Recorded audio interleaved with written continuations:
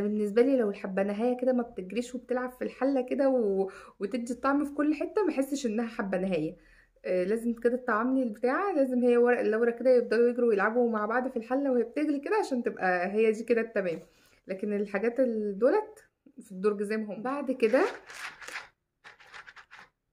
الجوانتي ده اللي هو بتاع غسيل المواعين. انا صراحه ما اقتنعتش بيه ان هو ينضف لي حاجه، فانا ما استخدمتوش. اهلا بيكم معايا في فيديو جديد وحلقه جديده في فنون مع هبه، والنهارده جايه اقول لكم عن شويه حاجات هي مهمه عند ناس، بس بالنسبه لي انا جبتها وما استخدمتهاش. انا جيت وانا بتجوز قلت ايه، انا مش هجيب اي حاجه مش مهمه، ولازم اجيب الحاجات المهمه بس. وقعدت اتفرج على فيديوهات كتير واخد خبرات من ناس كتير وفي البيوت واشوف ايه عند والدتي بستخدمه، وحاولت ان انا ايه الم الحاجات دي واجيب الحاجات المهمه بس. فجبت برضو حاجات مهمه وطلعت برضو ما بستخدمهاش، زي دي عصارة البرتقال. قلت بلاش اللي هي اليدويه دي شفت لها فيديوهات اللي هم ايه بيحطوا البرتقانه هنا بيعملوا كده بتتعصر، بس طلعت يعني قويه قوي، يعني تقريبا عايزه هالك يجي هو اللي يدوس عليها. ثانيا مش عارفه، مش ممكن يبقى في منها نوع تاني اتقل، هي دي خفيفه ماشي، هي تقيله بس مش اللي هي التقل اللي يعصر البرتقانه. ممكن يبقى فيه منها انواع اتقل، فلما بتعصر فعلا. لكن انا النوع اللي عندي ده مش بيعصر خالص، عشان ممكن حد يطلع لي كده من تحت الارض يقول ايه دي عندي وحلوه جدا انا اللي عندي ما بتعصرش جدا، ماشي عشان نبقى متفقين، دي مش بالنسبه لي مش حلوه جدا. ممكن اللي عند حضرتك او عند حضرتك تبقى حلوه معاكي، او ممكن برضو تقولي استخدامها. يعني ممكن في ناس تبقى عندها وبتعرف تستخدمها، ممكن انا اكون برضو بستخدمها غلط. يعني بصوا انا مديكوا كل الامكانيات. وفي ناس بتقولوا انها بتهرس البطاطس، يعني بس انا بالنسبه لي ان انا انزل البطاطس من الفتحات دي كده كلها، اولا يعني هتبقى صعبه معايا في التنظيف شويه، وغير كده انا عندي هراسه البطاطس وسهله وحلوه السيليكون الخفيفه الجميله دي، فليه اتعب نفسي في ديت؟ تمام. فلو ليها استخدام تاني او قولوا لي بتستخدموها ازاي صح، لو في اكتبوا لي تحت في التعليقات، مفيش يبقى محدش يجي يقول لي دي كويس. تاني حاجه معانا الزعزوعه دي ماشي، دي استخدامها مهم، تمام، مهمة. ان احنا ايه بنحط هنا الحبنهاية او الحبهانية الحبهان الهيل، ماشي، واحدة هنا او اتنين ايا يكن، وبتحطوها كده وقال ايه بتقعدوها في الشوربة على اساس ايه، لما استنوا بس نقفلها اهي اتقفلت. بتحطوها كده في الشوربة على اساس ايه، ما تجريش في الشوربة، وبعدين لما تطلعوها تصفى ايه وتحطوها على الطبق بتاعها الصغنن ده، عشان ايه ما تلاقوش الحبهان في الشوربة. ونفس الكلام في المشروبات اليانسون والحاجات دي. انا بالنسبة لي جبت اتنين وقلت واحدة للمشروبات وواحدة للشوربة، عشان تبقى دي لوحدها ودي لوحدها وكل واحدة لون واميزها. واتعملت بتاع قوي في الاخر ما استخدمتهاش. انا بالنسبة لي لو الحبهانية كده ما بتجريش وبتلعب في الحلة كده وتدي الطعم في كل حته، ما احسش انها حبه نهايه. لازم كده الطعام لي البتاع، لازم هي ورق اللورة كده يفضلوا يجروا ويلعبوا مع بعض في الحله وهي بتجري كده عشان تبقى هي دي كده التمام. لكن الحاجات دولت في الدرج زي ما هما حلوين التعمين هناء وشيرين. بس انا عندي اكتر من هناء وشيرين اليوم اخواتهم قاعدين جوه.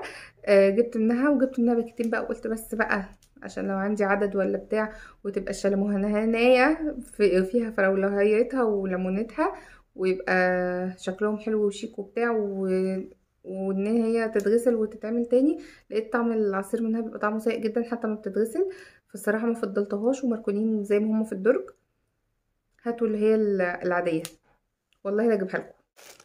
هاتوا من دي احلى وارخص واشيك وكل حاجه، وهتستخدموها الواحده بوحدتها وترموها بدل ما تقعدي تغسلي مرار طافح. احنا ناقصين كفايه علينا مواعين كمان نغسل الشاليموهات. ده باكيت فيه 100 واحده بيبقى رخيص وبيقعد معاكي وملونين وشكلهم حلو، هيدوكي اللي انت عايزاه. الصفايه السيليكون، في ناس هتيجي تخانقني هنا بقى دلوقتي، دي حلوه وعمليه ومش عمليه وانتي مفتريه وانتي كل الحاجات الوحشه دي فيا ما علينا. انا جبتها وعارفه انها عمليه وعارفه ان الناس بتحبها، بس انا الحب بتاعي عنده صفايه بتاعته، فهستخدمها في ايه؟ وحوض الوش برضه نفس الكلام، بعدين مش هحط صفايه في حوض الوش يعني مش لطيفه. حوض المطبخ عندي فيه الصفايه بتاعته، فالصراحه ما استخدمتهاش.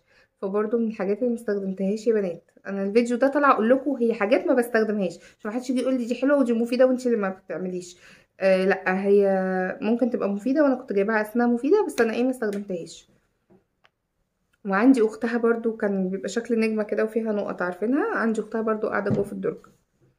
الحاجات دي المعالق السيليكون دي حلوه وكل حاجه، بس مشكلتها معايا انا ما بستخدمش دي، بستخدم بقى نوع تاني هوريكم. بصوا حتى دولت يعني ايه، استخدمتهم مره مرتين كده، وفي كل مره بتطلع بيهم حادثه فما بستخدمهمش بقى كتير. هي دي حلوه انها سيليكون كلها وما بتتخلعش وكل الكلام ده، بس بصوا دي ايه، طريه. اول ما بتيجي تقلبي بيها اي حاجه كده بتنطر في وشك، يعني الحاجه بتتنطر في وشك لانها مش ناشفه انها تقلب.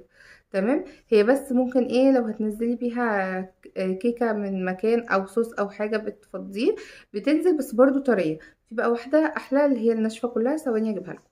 بصوا بقى دي ناشفه من اول هنا، فلما بقلب بيها طبعا باين على لونها من كتر استخدامها، بقلب بيها بتبقى حلوه جدا بقى، ناشفه وقويه من هنا. فلما بتقلبي ما بتنطرش حاجه في وشك، وبتنزلك بقى كل حاجه وحلوه، والسن بتاعها ده حلو قوي. وبرده بتقطع حاجات، يعني في حاجات هي تقريبا بيقولوا عليها سكينه، فبتقطع كده من هنا حاجات، فهي حلوه قوي. السباتيولا دي افضل من دول عشان دول طريه قوي من هنا. تمام. بعد كده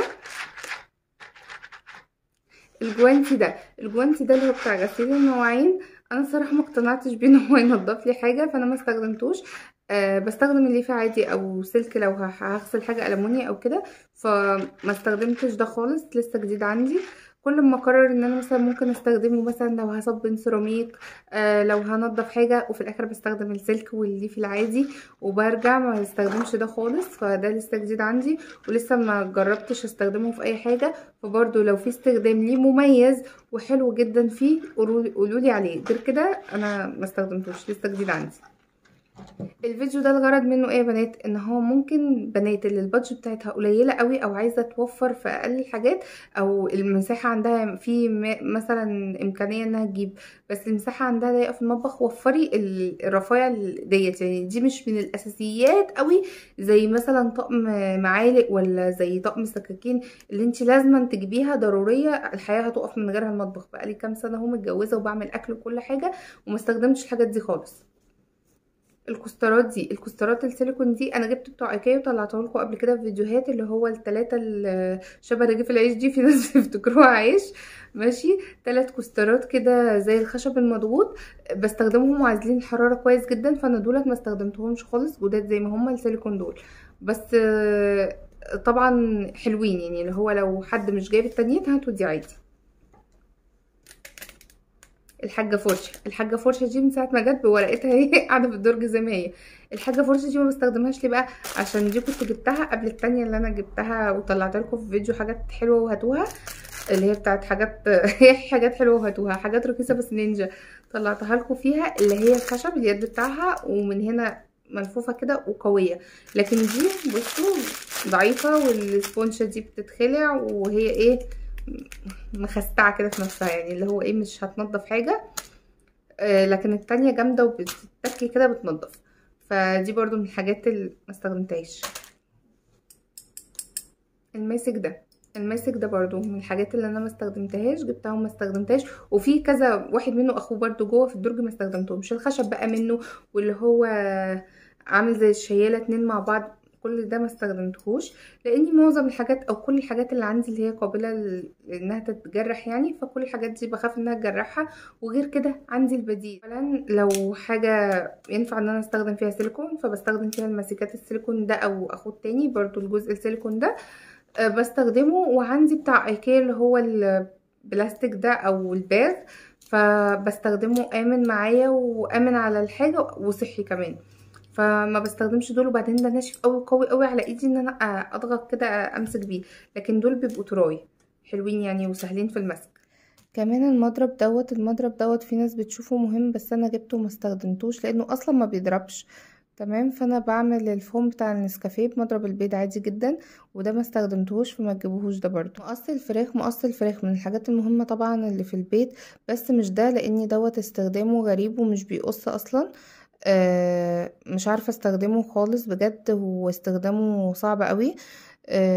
لكن في مقصات اللي هي مقصات العاديه، هاتي مقص عادي ويكون حامي وكده هينفعك اكتر من ده. اخر حاجه معانا الشياله دي برضه عشان الصواني عندي جرانيت وعندي ألمونيا وكده، بس انا الحمد لله يعني ما وصلتش لدرجه ان حاجه تلزق. وعندي برضه بتاع ايكيا، في الطقم اللي هو الباغ ده، فمحتاجتش ده خالص ولا مره.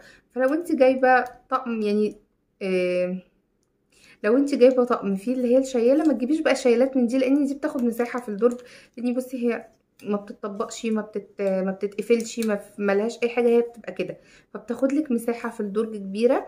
وبعدين السن بتاعها ممكن تيجي تمدي ايدك في الدرج يعورك وكده، فملهاش لازمه. لو انت عندك واحده في الطقم التاني، ما تجيبيش بقى كتير من الحاجات دي، خصوصا ان الحاجات دي استخدامها قليل. ليه؟ لان انت بتقدمي بواحده بس المكرونه بشاميل، لكن مثلا الكبشه والمعلقه دي ممكن تجيبي منها كذا واحده، لان بتبقي عامله نوعين طبيخ، مثلا شوربه وطبيخ، او ملوخيه وطبيخ وشوربه، بتبقي محتاجه كذا كبشه، هتجرفي بكذا حاجه، فدي اللي تكتري منها. لكن الشايلات دي لا، ما تكتريش منها خالص، لانها مش هتستخدميها في يعني في مره واحده كذا واحده، فاهميني؟ بس كده. ويا رب اكون افدتكم في الفيديو ده، وما تنسوش لايك وشير للفيديو ده، وفي الصفحه بليز ومنشن لاصحابكم تحت في التعليقات، وما تنسوش اللايك. اعملوا لايك، اعملوا لايك. يلا باي.